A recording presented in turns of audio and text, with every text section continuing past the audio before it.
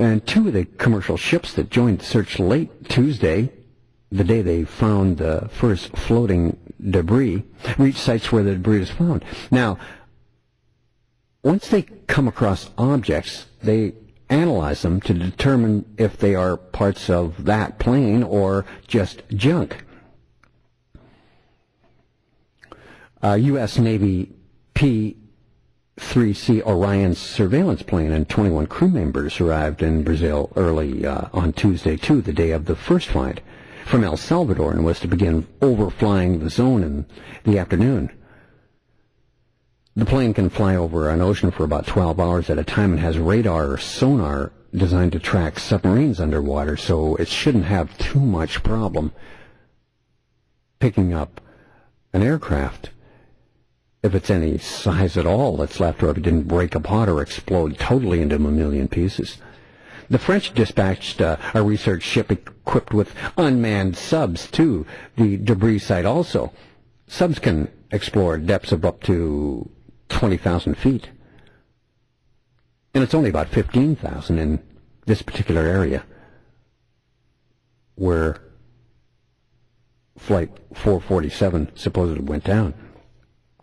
The U.S. was considering contributing unmanned underwater vehicles in the search as well, according to the defense source, who spoke on condition of anonymity because he wasn't authorized to speak on the record. You notice that was a leak. But listen to the way they describe the person who leaked the information. A defense source who speaks on condition of anonymity because he's not authorized to speak on the record. What are they hiding? What do they need to hide that a ship or a submarine is being posted to the location? What does it matter? It just shows you how tight the information is, and when you get one speaking on conditions of anonymity, it usually means it's a leak. Thinking you're getting something really hot, and you're not. So rescuers still scanning a vast sweep of ocean extending from far off northeastern Brazil to waters off of West Africa. This 4-year-old plane was last heard from on Monday at 10:14, well, actually Sunday night at 10:14 Eastern Daylight Time, about 4 hours after it left Rio. No survivors would be found. It would be the world's first civil aviation disaster since the November 2001 crash of an American Airlines jetliner in New York City. In the borough of Queens, you'll remember. It killed 265 people. Investigators on both sides of the ocean are trying to determine what brought this Flight 447 down, with few clues to go on, they say. Potential causes are violently shifting winds, hail from towering thunderhead clouds, lightning, or some combination of other factors. Because you see, the crew make no stress call before the crash. There is none at all. No emergency broadcast comes out from the plane. But the plane's system sent an automatic message just before it disappeared, reporting lost cabin pressure and electrical failure.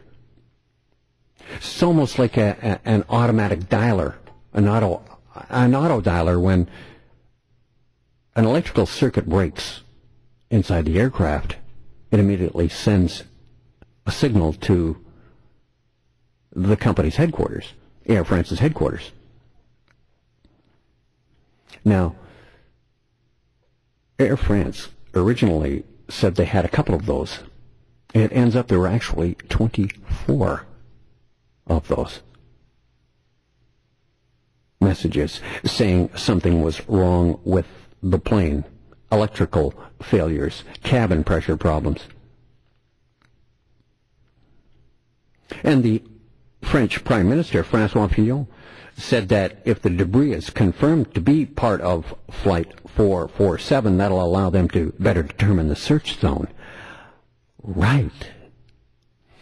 We're in a race against the clock, basically, is what's going on here.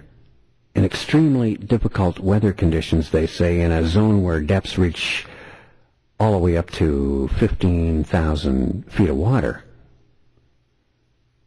The black box recorders are only going to emit signals for the next 3 weeks. There's no chance of finding survivors now. This is not a search and rescue maneuver, and it never was. This Airbus A330 was cruising normally at 35,000 feet. Its cruise altitude at about 522 miles an hour just before it disappeared. God. But you see, it was in a zone where there is no radar, so it didn't drop off of anyone's scope. And it was down for quite a while before anyone knew about it. And no trouble was spotted as the plane left radar contact beyond Brazil's Fernando de Noronha archipelago. But just north of the equator, a line of towering thunderstorms supposedly was looming. Bands of extremely turbulent weather stretched out across the Atlantic toward Africa. So when I saw this, I did some searching and I came up with the actual Doppler radar weather picture of that area of the world at that time of night. And there were, yes, some small little pockets of green and then a little bit yellow, if you're familiar with the Doppler radar, yellow, and then the red cells are very intense. There were just little tiny dots of red, about 2 or 3 of them. The rest were green and yellow, and not many of those, sort of spattering. You know, when you have a huge thunderstorm, you have this great, huge patch. And if it's glowing red, it is incredibly dangerous and highly volatile with over 150, 160 kilometer an hour winds. But this picture showed nothing like that. In other words, it didn't look as though weather was even a factor.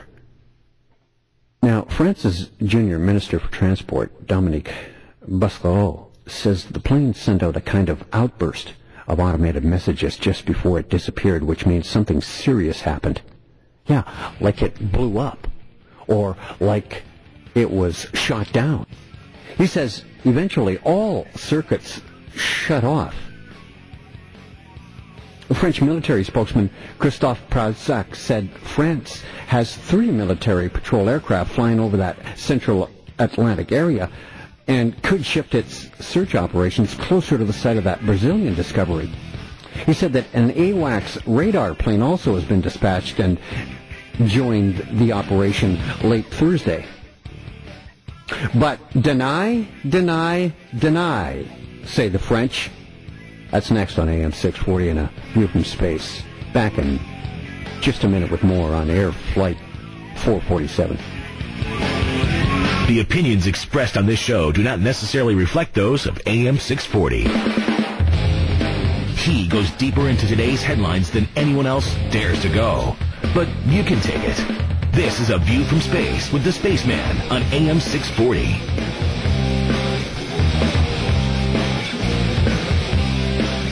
I'm the guy they call Space. This is A View from Space. You can email me at space@640toronto.com and spaceman@640toronto.com is the other address I have.